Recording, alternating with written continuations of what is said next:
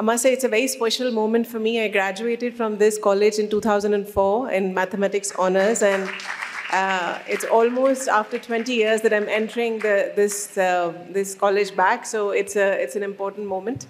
I'm deeply and tremendously grateful to this immense educational institution which has contributed to my journey. So putting it out there, thank you very much.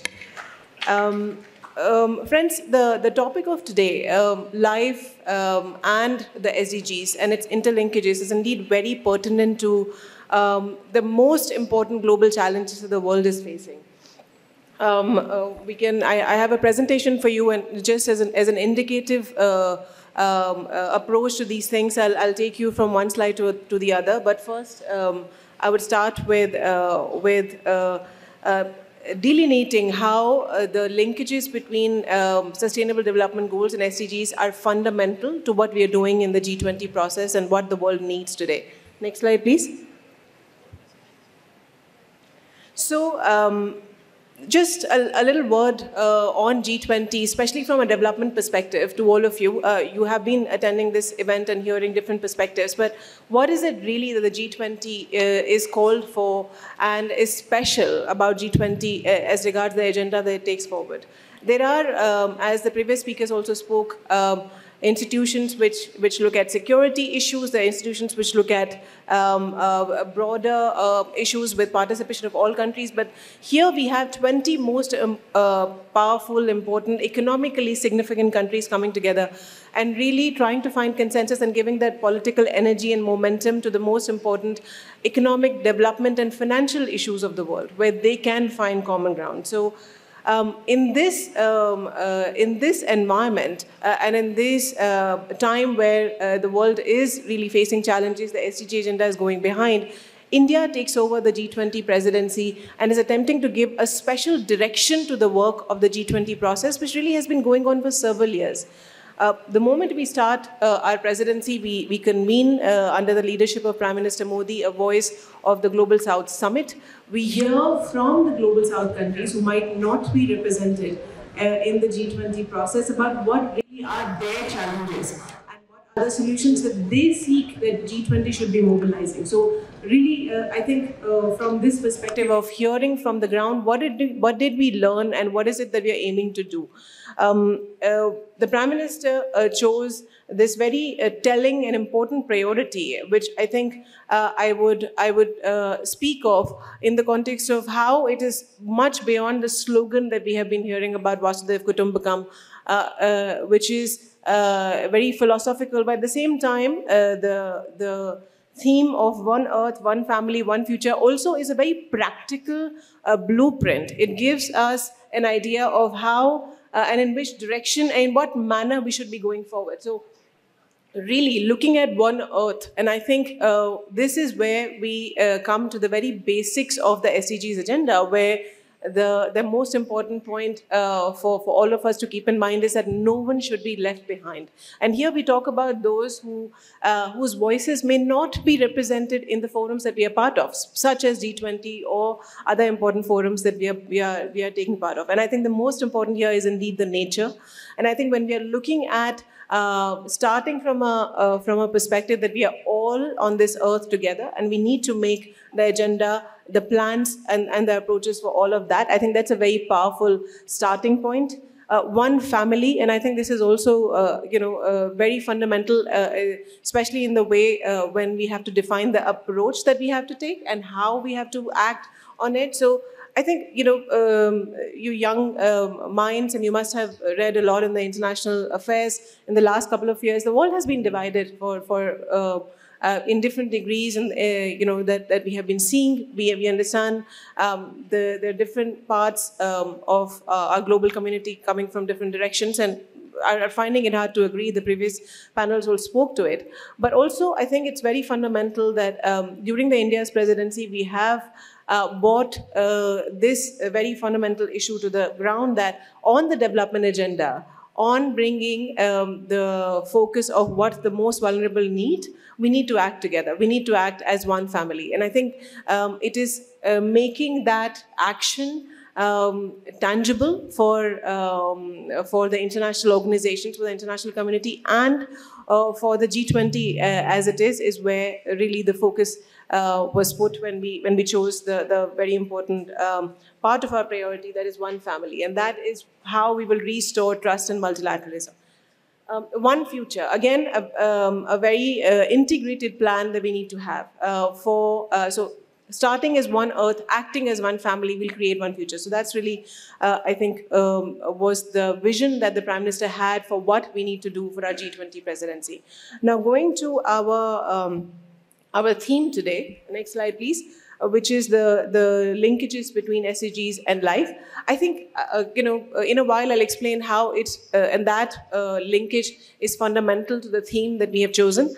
So as the Sustainable Development Goals Agenda was adopted in 2015.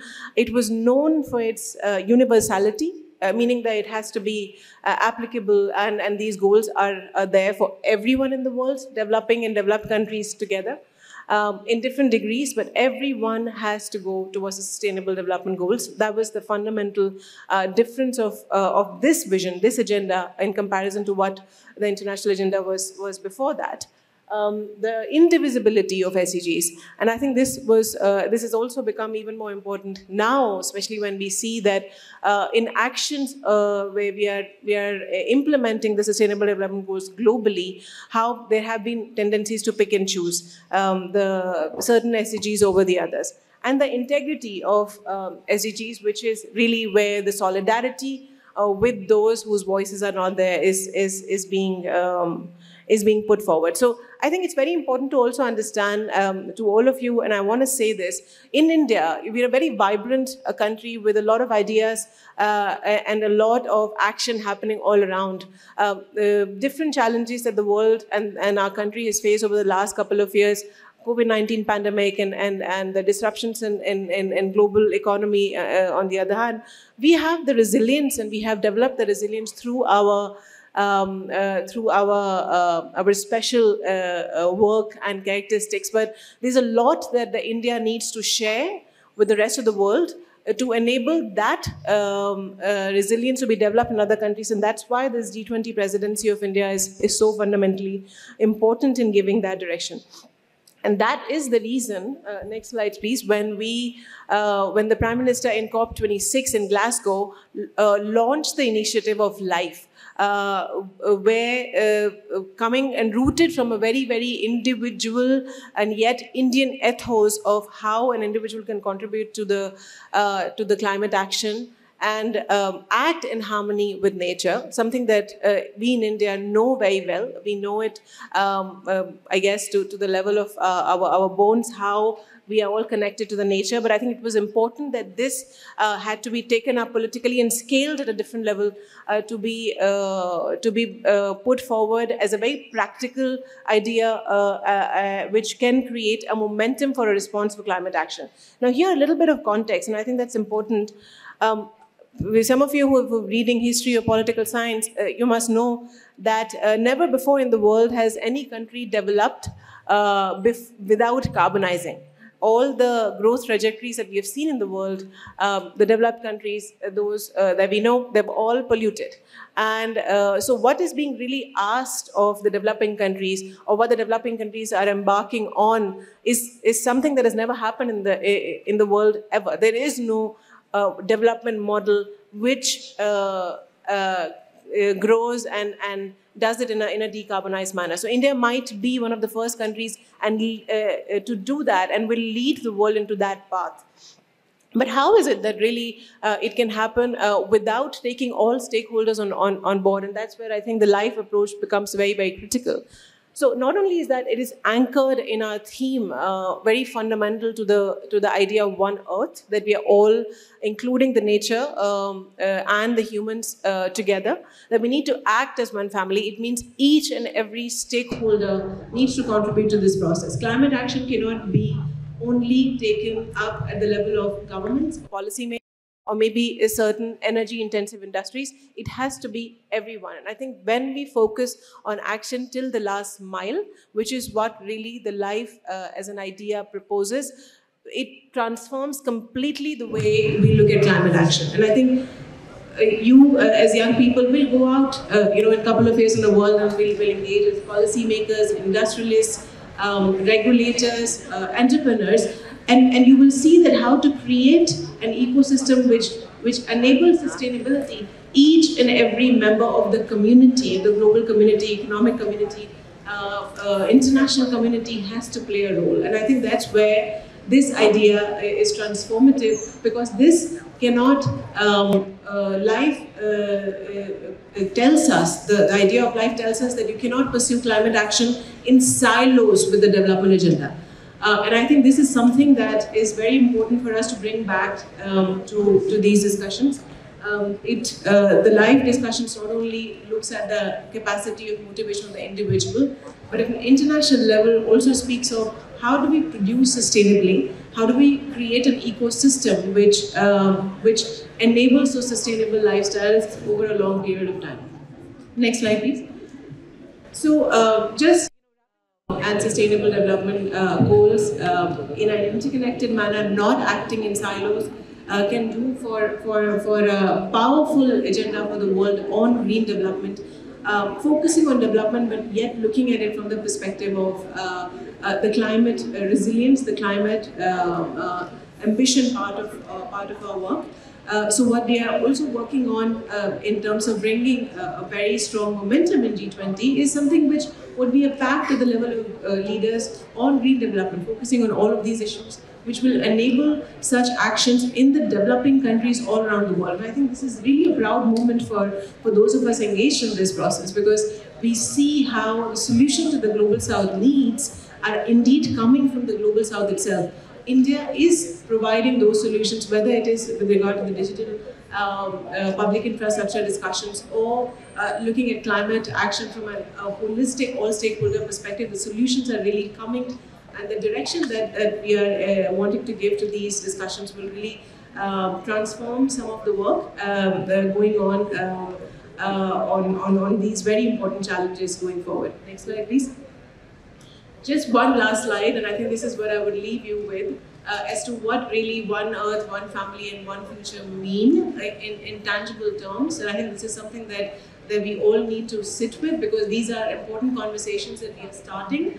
And this would need to then percolate into all aspects of our communities and economy and our discussions to see that One Earth really means that we all act, especially on behalf of those whose voices are not represented in the forums that we are part of. That's how we create the trust, that's how we create the solidarity, which really forms the basis for acting together as one family, which means that we will mobilize finances for those SDGs which are left behind, which means that we will provide technology with an ambition of taking the work further and not monetizing it, which means that we will work towards policy coherence and coordination, which is really the fundamental part of where acting together comes in. And only when we work on the basis of these pillars and act as one family on the coordination and comprehensiveness of these issues, we will be able to create the one future that we have. So really, it's your future, and as you embark on this journey with all of us, I wish you all the best. Thank you very much. Thank you so much for those very insightful ideas that you have presented and really set us up for this panel discussion, which is Voices for Life and Attaining SDGs. Before we start, I really do want to emphasize that as young citizens of India, all of you have a very important role in shaping the global agenda on sustainable development, especially this year as India drives the G20 presidency. Of course, we heard quite a lot about what Lifestyle for Environment is. It focuses on the idea of individual responsibility in addressing the climate crisis through sustainable consumption and production. And what it does is it questions consumption patterns of the world and introduces the aspect of behavioral change and action at the level of individuals, communities, and institutions to tackle the climate crisis and, of course, to attain the Sustainable Development Agenda. These are very complex ideas, and we are lucky enough to have very special speakers with us who are well positioned To help us unpick some of these ideas, we have Dr. Shamika Ravi, who is member of the Economic Advisory Council to the Prime Minister. We have Professor Sabyasachi Saha, who is Associate Professor at the Research and Information System for Developing Countries. And of course, we have Ms. Eenam Gambhir, who is Joint Secretary at the G20 Secretariat. I'll begin with you, Professor Ravi. And the first question would be something that Ms. Gambhir also talked about, which is that at the heart of Mission LiFE is the idea of sustainable consumption and a climate-friendly lifestyle. Now, how can that be balanced with the idea of rising consumption and the need for economic development and growth in the country? Good afternoon, everyone. Namaskar. It's personally very, it's fun to be here because this is the stage that I made the most money on when I was an undergraduate in Delhi University, because Hindu College, the winning prize used to be anywhere between 7,000 and 10,000 in the years 96 to 99. So I love being here. I also like the fact when the faculty said, come inside, sit down and shut the doors, because that is the only way we are going to have captive audience. So thank you very much for this opportunity. ORF is home. Thank you, ORF, for putting this together. Indian presidency is very unique, and I'm seeing this getting reiterated by speaking to delegates from all other countries, because I've been to now 7, 8 different cities as a part of different meetings related to the G20. And almost all countries are saying one fundamental thing repeatedly. This is the first time they have seen G20 turn into a mass movement. This is a people's movement. You go from city to city. People are just standing on the streets waving. They're just happy to be part of this. In making something a Jan Andolan, you've heard the Prime Minister talk about it repeatedly, in making it a mass movement, in many ways, our goals, as much as they are to bring a consensus on certain issues globally, it is also inward looking. So for us, the G20 is also a very important forum and a window of opportunity to make our own citizens aware of certain things. It's a great impetus to the hospitality business, which has been down for the last 2.5 years, 3 years because of the pandemic. So all in all, I think we are, this is a very good, it's a party time for India. But from the economic perspective, I'll tell you why it becomes an even more important point. Because while we have lived through this kind of growth, Sunana, we have had 6.5%, 7% growth in the past. But this is the first time you are seeing a major economy enjoy this kind of economic growth in the midst of gloom, because you're seeing the global economy slowing down. There is a recession which is forecasted for almost all major economies, including the G7, etc. So this becomes a particularly important window for us. It tells you that fundamentally the economy is doing fine. Our basic core macros are all pretty stable. And this is a great way to showcase the many achievements that we have made. As perhaps the poorest country within the G20, at $2,200 per capita per annum, we are shooting above our weight. But the point being that many things will have to be attempted. Because what Eenam mentioned, and very appropriately so, that you cannot have the growth model that the previous OECD, the rich countries of the world, have had, because that is disastrous for the environment, it is disastrous for the climate. So for a resurgent, a country which is looking, and it is growing very fast, we cannot emulate the growth models that we have seen in the last 70 years. So we need our own model. And the LiFE project, the LiFE mission that has been initiated from Delhi, of course, from the center, is gradually percolating down. If you go from state to state, you go districts across India, etc., with the hope that this will also become a larger global movement. Because what has happened until now is not sustainable environmentally. Now, the LiFE mission, if you actually read the details of it, I think your grandparents might be able to empathize with it and understand it far better than you. Because many things are about recycling and reusing and just being much more climate and environment conscious, right? And that goes a long way. But LiFE also means things which immediately connect to your generation. In fact, there is a great emphasis to gamify a lot of actions, a lot of things which pertain to the LiFE project, right? We have some very successful private apps, which I think now there is one particular app developed by a youngster, just like you guys, and she has some 3 million users. And the whole idea is it gamifies your everyday activity right from when you wake up till you go to bed. And it earns you points based on how responsible you are. I know that even within the government, the MyGov department has already tested the beta version. We're likely to see it getting launched very soon. But the idea is that, you really have to make this a day-to-day lifestyle issue. It has to become part of who you are. Right? So it is very important. Now, what is the basis for this? The tension is that economic growth requires high consumption. We really want people to consume more. And when consumption slows down, it's a matter of great concern. But at the same time, life is about slowing certain kinds of consumption. So there is a conscious effort to also look at something called overconsumption in certain areas, because you want to be responsible from the climate perspective. But this is where technology is a very big enabler. And gamification is just one example of that. We know from behavioral finance, from behavioral economics, that there are lots of small nudges on your day-to-day activities which have disproportionately large impact. So we are thinking of mainstreaming a lot of these small nudges, not just as a policy initiative, but also this becomes a part of institution, large educational institutions, again, stemming right from primary all the way up to higher education, etc. We are attempting a just transition at a relatively low level of income.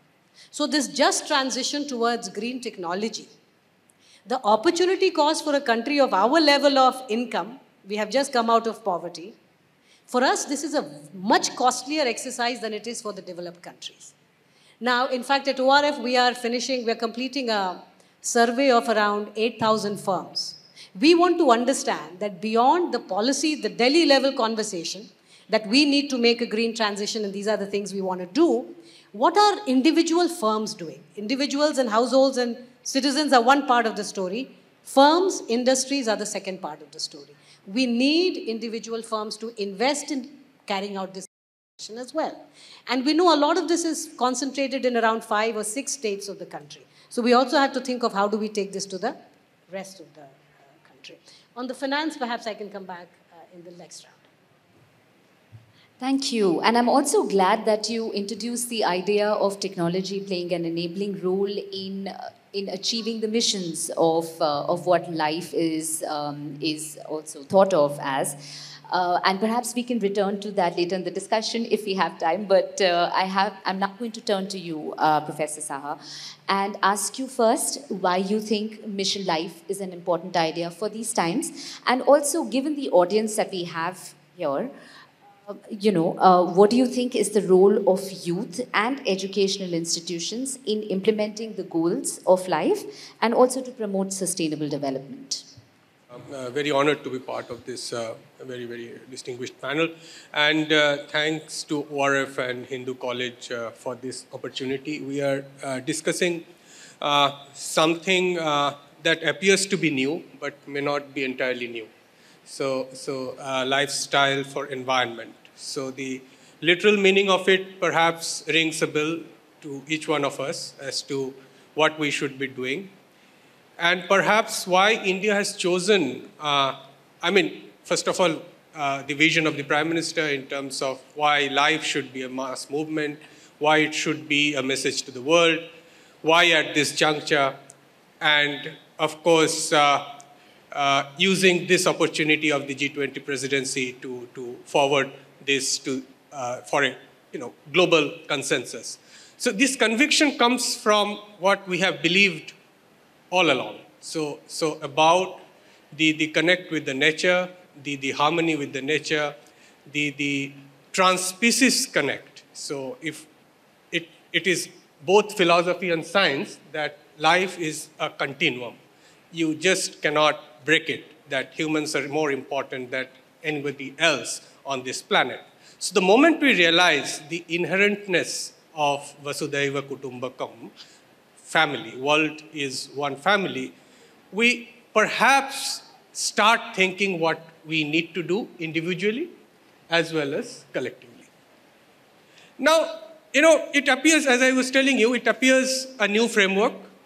We have been talking to our colleagues from many other countries, And why not it is, we go by what we have been talking about, sustainable consumption and production, and why do you need LiFE?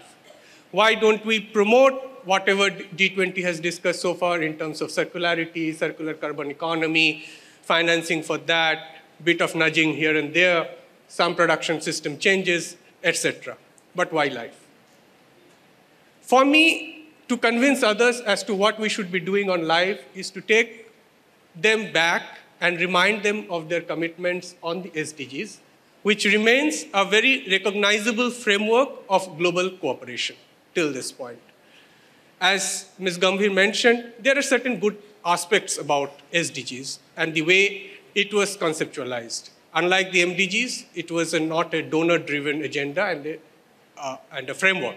So the Rio Plus 20 process mandated an open working group, what we say an open working group mechanism, where there was stronger voices, as we are discussing voices here, stronger voices of the civil society and the private sector, and partnership was embedded. So partnership was embedded into the whole agenda at two levels, both at the level of global cooperation that we see in the form of SDG 17, and partnerships as means of implementation under each of these goals, partnerships on the ground. But what SDGs could not resolve, perhaps, of course, I am not getting into the current slide in the achievement of the SDGs, the reversal of the SDGs, the problems with finance. You just heard Ambassador Puri talking about it, where we stand on financing the SDGs, the gaps in technologies, etc. Perhaps what the SDGs could not resolve for a long time now, just, that you just cannot look at the targets or the indicators. You might say that the targets are a way to interpret that all the SDGs are interlinked. But it was not enough to reap the core benefits that were there within the SDGs. And the trade-offs became more and more apparent. The disconnect between global effort and localization also became more and more apparent. So what I feel that LiFE is perhaps a just-in-time framework for the SDGs to minimize these trade-offs. People who agreed to the SDGs 7 years back, this year they're going to assemble again in September for the 2023 SDG Summit and talk about why SDGs have not been able to go the way it should have been because the trade-offs were not discussed. So LiFE is an opportunity, the paradigm that India is forwarding, so ably led by Madam Gambhir in the DWG discussions. How do we minimize the trade-offs that are there? I think it is a great policy idea, not only, Madam Shamika Ravi has just mentioned about Jan Andolan. We are also talking about Jan Bhagidari. So at one level, this is immensely for individuals, for institutions to bring in the behavior changes that are required, but it is also a very, very pragmatic policy direction for the SDGs to be carried forward. And maybe as we approach 2030, it seems too close now, but it can still give a new life to SDGs. All right, thank you so much, Professor Saha.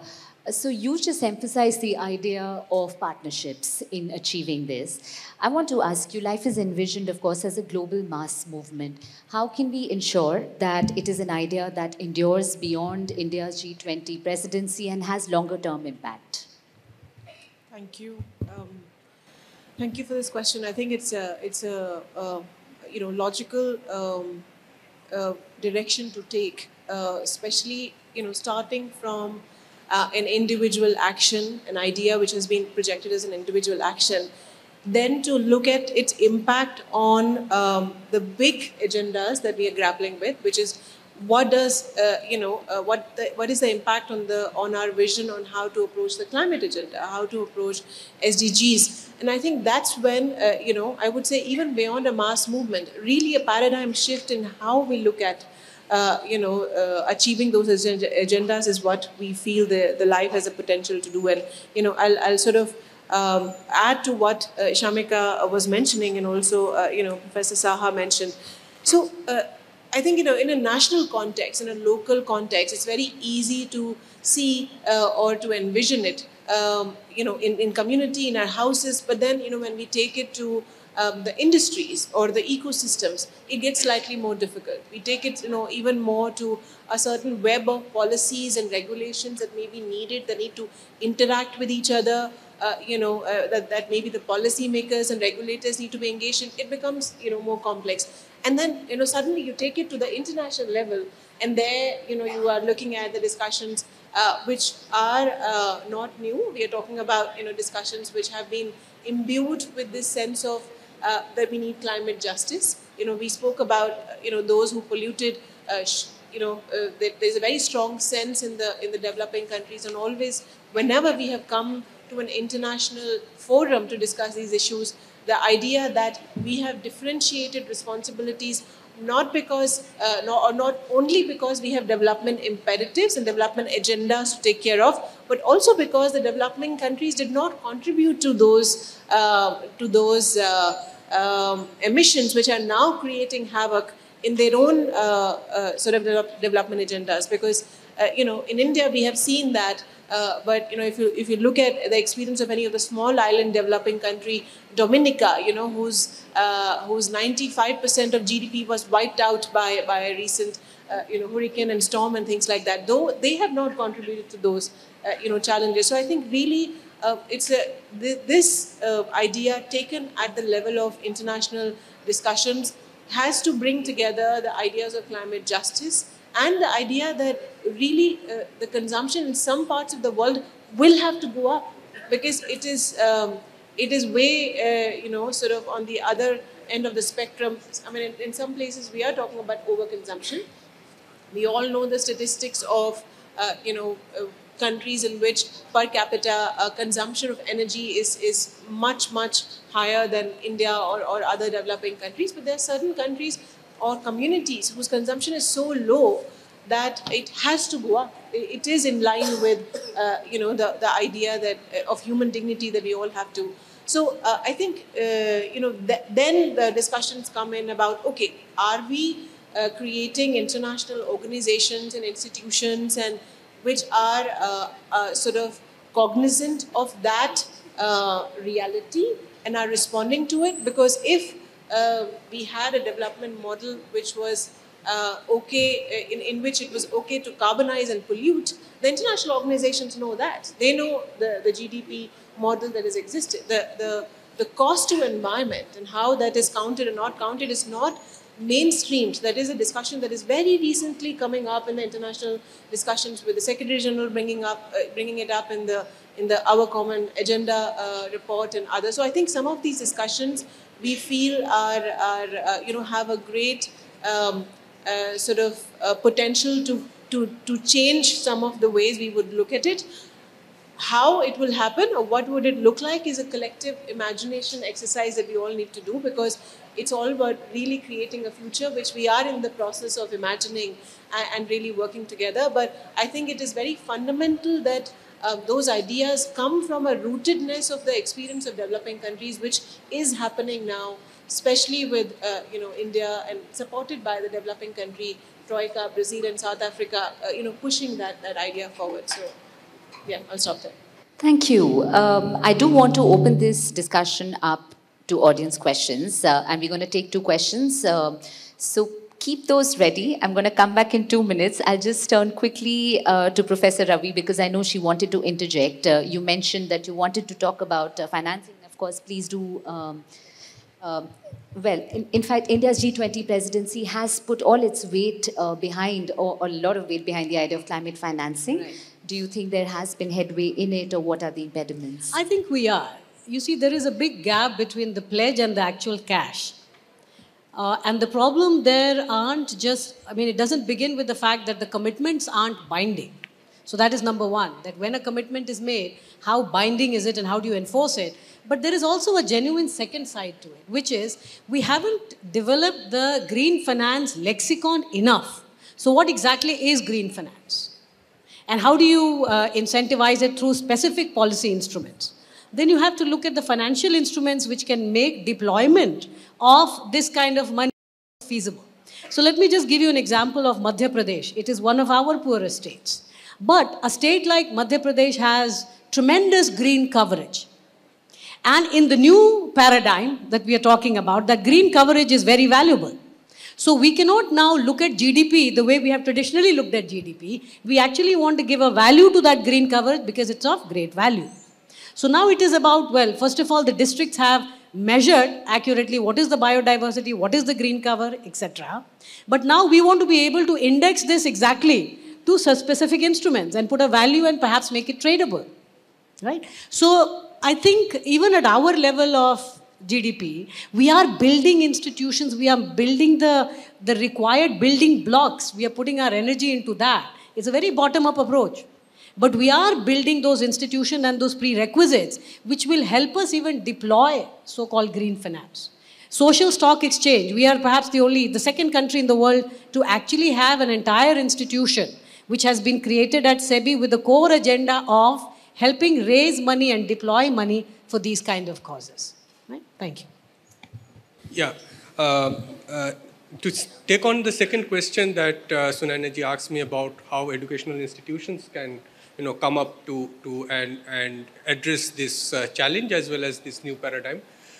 First of all, had it been a few years back, I would have said that higher education institutions should invest more in research, take up areas of research that makes this transition possible, meaningful, taking into account the conditions, local conditions in countries like ours, where we do see a evidence gap and research gap, etc. But at this point, I would also think of many of you as future leaders in terms of startup owners, entrepreneurs. You might even go for social entrepreneurship. And all of these business models can be based on LiFE principles. So that would be a direct contribution to the economy and the society. Of course, many of you would also become policymakers, that you have a role, and if you are not left with many choices, can become economists like us and do some numbers which can help policymaking a little more. Yeah. All right, very interesting ideas from our panelists. Please do raise your hands and let's take, okay, so I have one person in the corner. Do we have mics?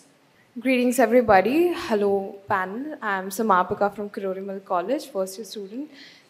So my question is from the earlier panel, as said by Dr. Adrian, that G7 is more efficient and G20 is more representative.